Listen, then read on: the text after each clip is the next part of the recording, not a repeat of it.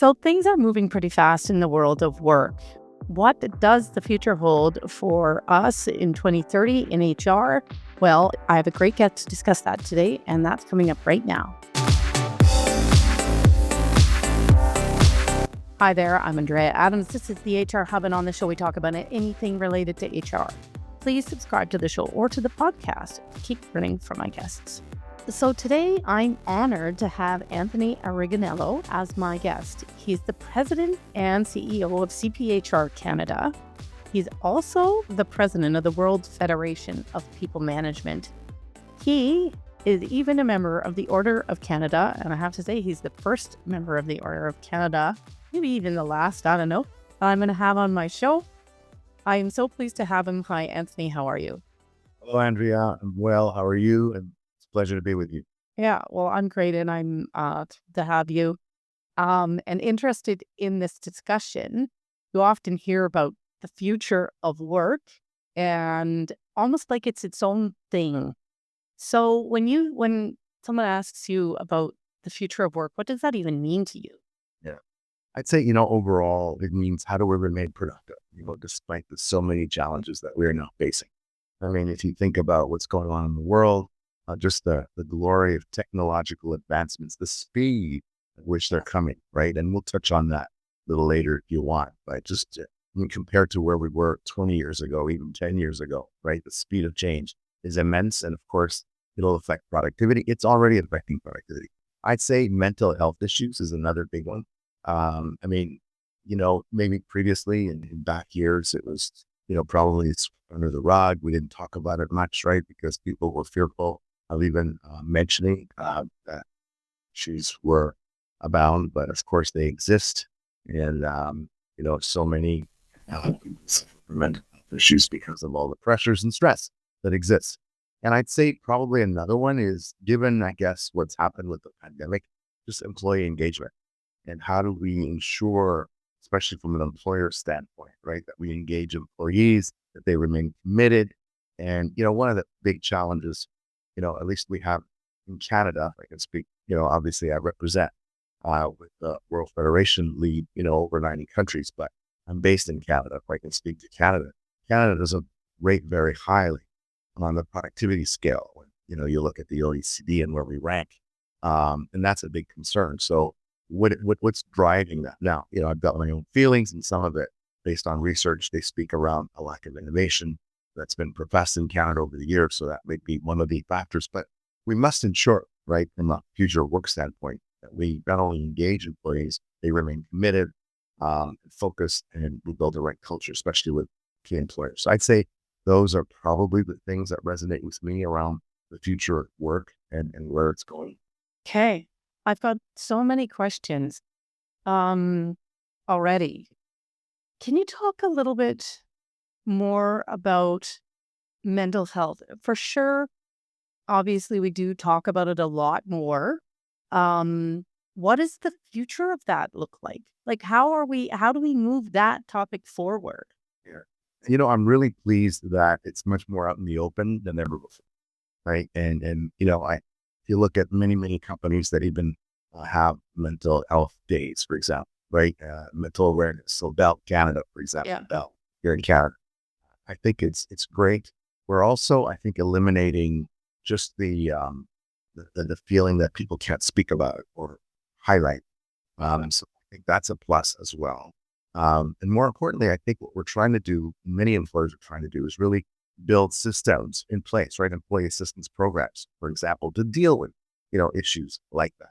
Because today, we've always had mental health issues, right? But if you look at where we are in the world today, the pressures on individuals, I mean, in my lifetime, and, I'm fairly old now, I've done a long career. I don't recall the level of pressures. I mean, outside of the World War that happened back in the late 30s and 40s. I mean, if you think about the stressful times we're living under today, whether it's geopolitics, right?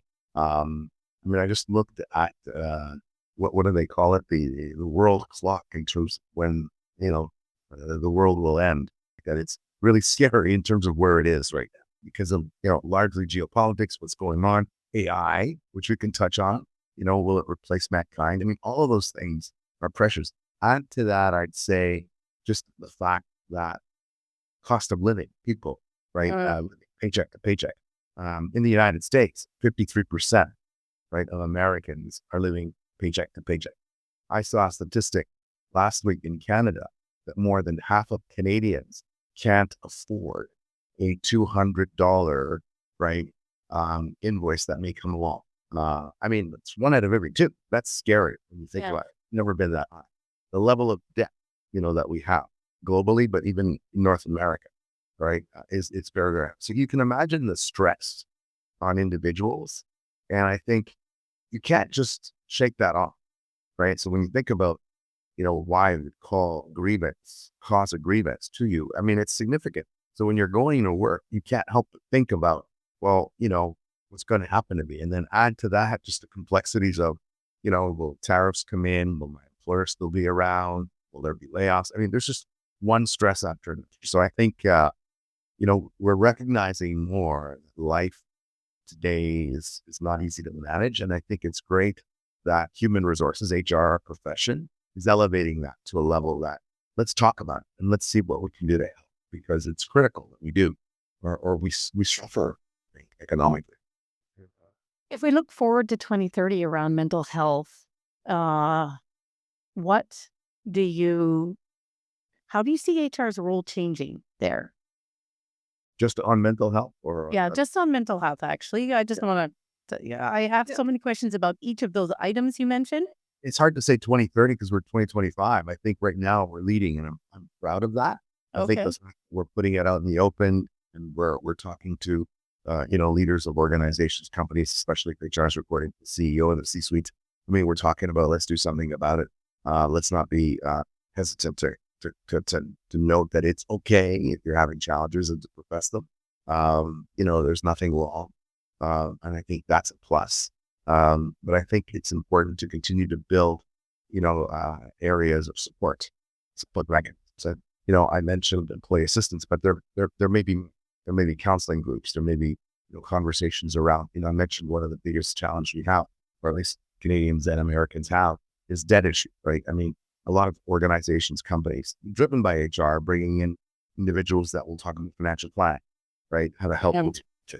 That's been a plus. I mean, many organizations haven't thought about that, but there's so many individuals that are, have credit cards tied up. As you know, credit card rates or interest rates are 18 to 23% in that range. Right. It's huge, right? I mean, you can consolidate that debt, right? Go to get a loan, and you'll be paying much less. So there's those kinds of things, but people don't know about it because, of course, it's finance, and not everyone, is necessarily versed in there. So I think HR is taking the lead to be able to do that. I'd like to see that happen more, because I don't think we'll ever eliminate, mental health issues in the workplace. No.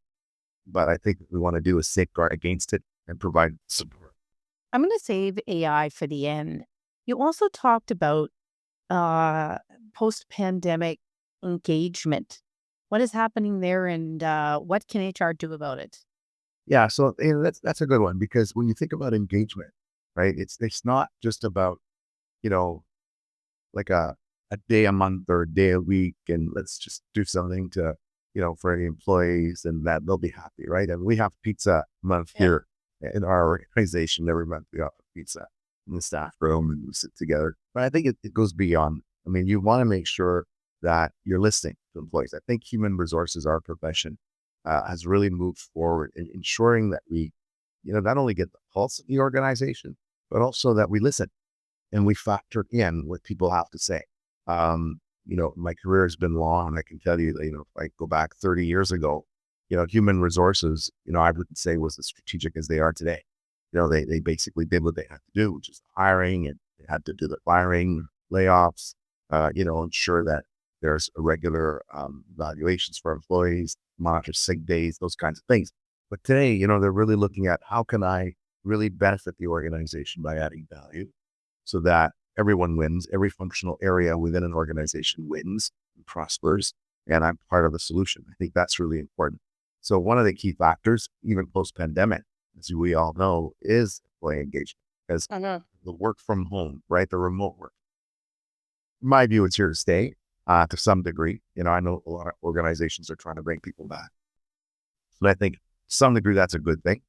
So I am in support of people going back to the office to some degree. But I think there has to be a balance. And I think work from home is also something that's going to stay.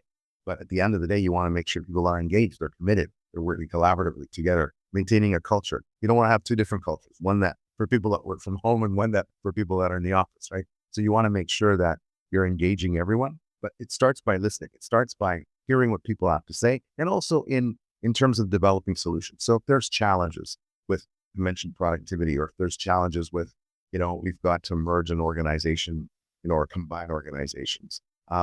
Let's hear what the employees have to say. Let's hear what people have to say. I call it boots on the ground, but let's hear what they have to say. They're closest to it. And I think if you do that, then I think as an organization, they value that. They want to work for an organization that listens, right? Yeah. And making them part of a solution, making them part of the bigger picture, making them part of, I'd say, a strategic plan goes a very long way at ensuring, right, employees remain engaged and are not leaving. We heard about the quiet quitting and so on and so forth. We don't want to go there. The way to go there is to make sure that we're maintaining, right, that collaborative relationship between employer and employee. Okay, now let's go there on technology. Where is that heading? And I mean, we all see it heading somewhere and heading there fast. Well, what's HR's role in that? What would you be challenging HR people out there to think about? Of course, I think the first thing we have to remember is we cannot be complacent and we cannot be fearful. I mean, those are two big things, because it's very easy to be complacent and say, well, I can't control it, therefore it'll be what it'll be. And the other thing is, oh my God, it's going to take my job. What we've seen is that technology can be positive, but we also must really be able to invest our time to learn, to understand, right, and get familiar with what's coming down the pike. So what that means is really not be fearful, but leverage technology, how it can make our work better. And in many instances that, I mean, and think about in many industries and many sectors, obviously technology, can improve things. I mean, you go back to even simple technology changes, right? I mean, the yellow pages, the telephone, I mean, they don't exist anymore. Hey, that's improved my life. I don't have to take a book, try to find it, get my reading glasses and so on and so on. So there's things that can improve. I'm making a very simple example. But my point, these kinds of tools that are happening, and change is going to be so rapid more than ever before. I think it's really about adapting and making sure we stay on top of it and not be fearful. And that's, I think, the biggest change that we're going to face, because it is fear. I've heard a forecast this week. I was listening to a podcast of it. Let me recall who had said it exactly, but they said that in the next 10 years, 50% of the current jobs won't be around.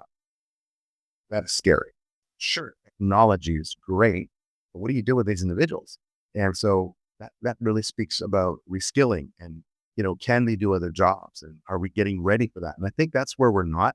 But I think working with government is going to be really critical to make sure that these advancements, albeit sounds great and will save companies money potentially, people have to live. We have a population to support. Where an individual is going to get their revenue to pay off, pay their bills and eat and so on and so forth. You can't rely on government to support you. Right. So No, and then buy all the things that these companies are making more efficiently. Exactly.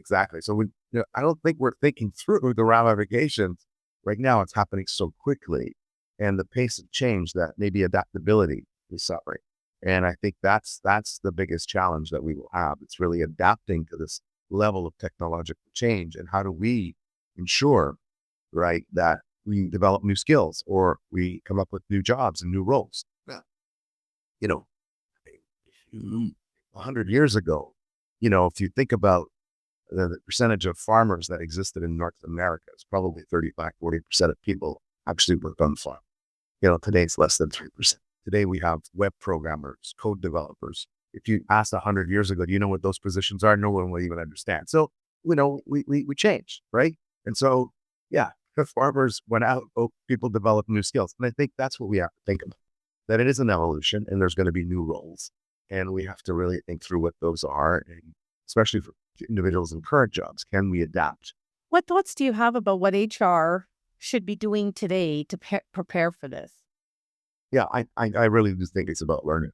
I think it's continuous professional development. We shouldn't put our heads in the sand and say, well, once it happens, I'll get informed. I mean, today you talk about technology, but there's so many areas you can pick up information from, right? I mentioned podcasts, but YouTube channels. I mean, there's just so much information out there, so much conferences, so many speakers that speak about it. I think as leaders, and we want to be leaders, I think we have to ensure that we're at that pace, faster than waiting for the information to come and then for us to absorb it.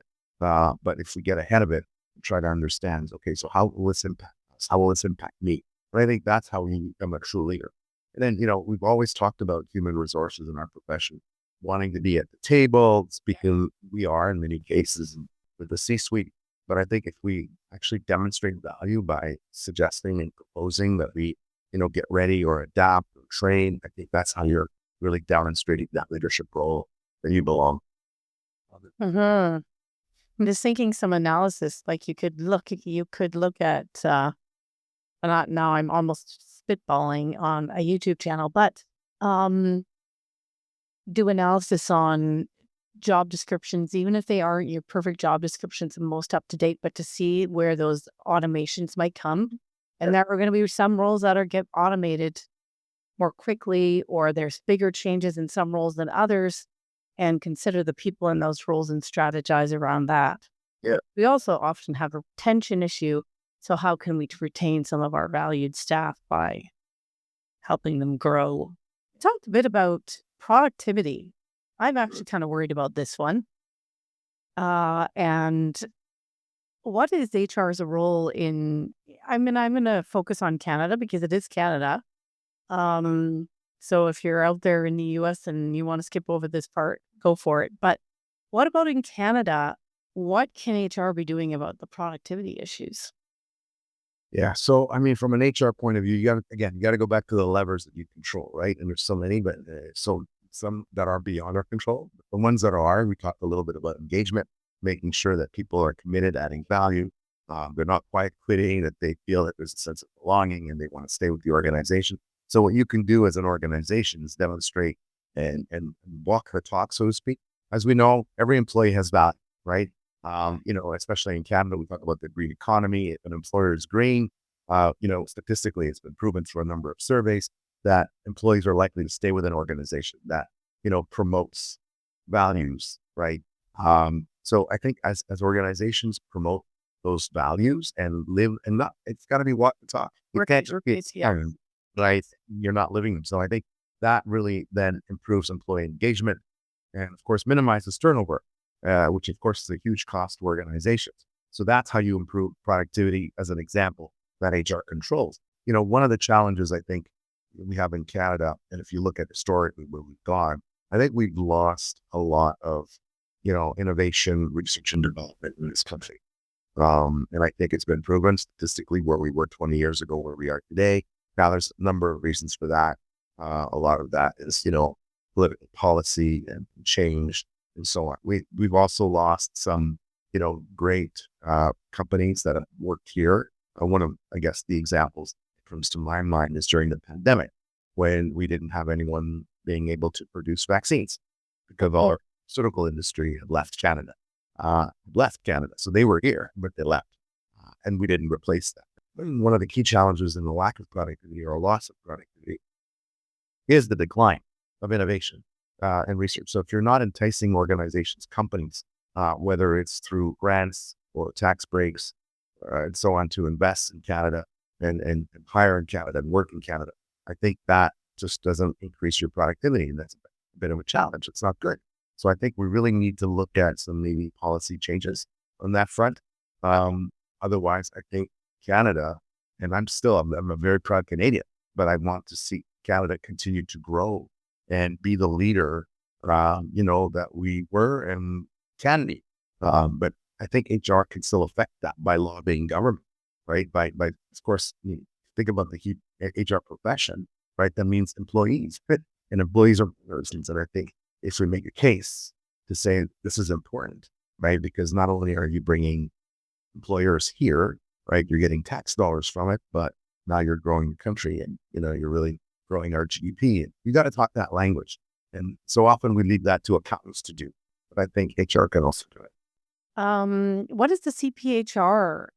Because you're so intimately connected with it. What is CPHR doing on this?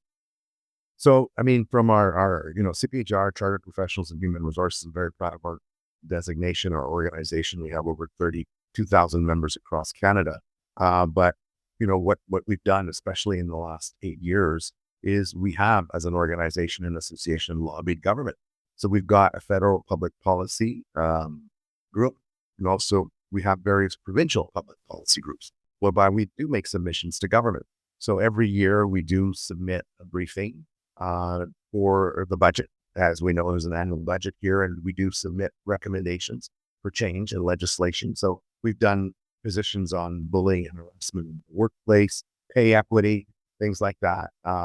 Disconnecting, in other words, disconnecting from your phone and Okay, yeah. tablets and Yeah. so on, or the right to disconnect, essentially. So we lobby government for that, and we've seen a number of our recommendations being accepted. So we're really thrilled to be able to say, we're affecting law, legislation, and the well-being of this country. And I think, in the past, I'd say 10 years ago, we weren't even on anyone's radar. Um, eh, I see societal change impacting HR quite a bit. Do you see anything coming down the pipe in terms of the next wave of societal change that HR needs to respond to or be thinking about? I think more and more right now, what I'm seeing, and maybe this is a bit personal, but given the effect of geopolitics and the challenges that we're all seeing, whether it's the Russian-Ukraine war or what's happened in the Middle East, and now some of the discussions that we're having with our American counterparts on trade, I think what we're seeing, and I think it's a global thing, a global phenomenon. There's a lot more focus now on self-interest, meaning what's best for us and me personally, where perhaps in the past it was around, can we collaborate? It's good for all. We're all in the same boat. That's kind of, changing. And I'm not sure that's a good thing, but the point being, it's changing. Now it's what's in our best interest. And I think that's a big societal change, even mentally, right? Yeah. Because it's always been about togetherness, right? Working, collaboratively, having allies. Or in this, let's work together to get something done. Now it's about me. That is, I think, a huge change that even HR is going to have to, if that starts to factor in, right? Or I'd say penetrate the workforce, you can imagine what that would do, right? And so I think we have to be aware of it. Yeah, we'll have to grapple with that. I mean, there's been so much focus for quite a long time on collaboration, because collaboration is needed for success. I wonder if that is going to shift. Yeah, I see it shifting somewhat.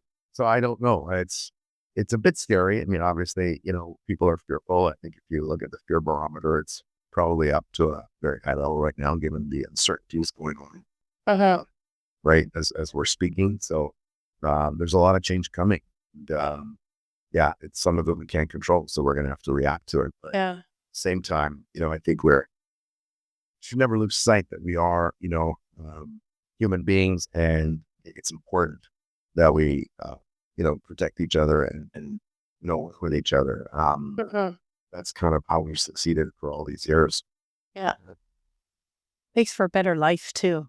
It does. It does. Totally does. Well, we're getting to the end of this. Um, We talked a little bit about the future of work. One of the things that maybe I wanted to talk about is just, our aging and retiring population. Because, oh yes, for sure. Go for it. Done a couple episodes on that. yeah, no, it's just, I think, that's going to affect our future of work. If you think about it, and statistically, especially in North America, we're just not having the children that we should have to actually replace the aging and dying population. It's just a fact. And so what that means is that, now sure, maybe we won't need it because of technological advancements, but I still think we do need a population, because just as society ages, who are going to pay the taxes, right, to be able to pay off the social services? That's a big thing.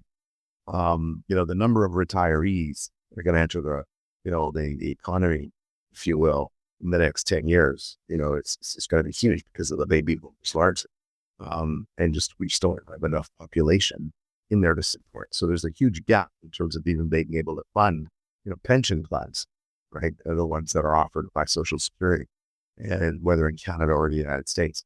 And I think that's on government's radar. What are we going to do about it? And also, of course, what are we going to do about the skills that we're losing as people retire?